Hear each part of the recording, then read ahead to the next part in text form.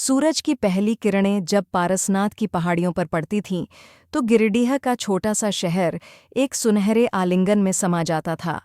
हवा में कोयले की खदानों की हल्की सी धूल और सुबह की ठंडक का मिश्रण था। मेघना अपने घर की छत पर खड़ी थी, हाथ में एक पुरानी डायरी और एक सस्ता सा पेन लिए। उसकी आंखें दूर क्षितिज पर टिकी थीं, जहां से खदानों की काली धूल भरी हवा आती थी।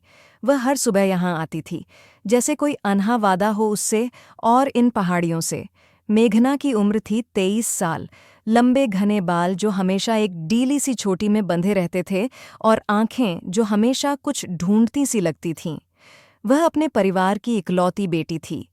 उसके पिता रामधारी तिवारी एक रिटायर्ड स्कूल शिक्षक थे, जो अब घर पर ही बच्चों को ट्यूशन पढ़ाते थे।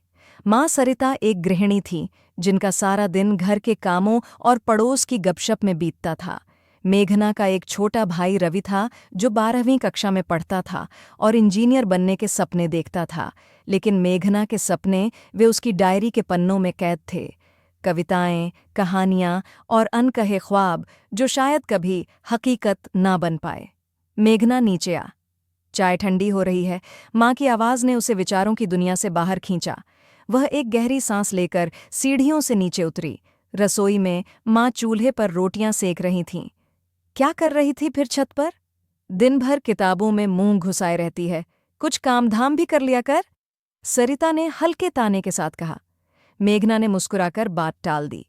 वह जानती थी कि माँ की बातों में चिंता थी, प्यार था, लेकिन साथ ही एक उम्मीद भी थी कि वह सामान्य लड़की की तरह व्यवहार करे।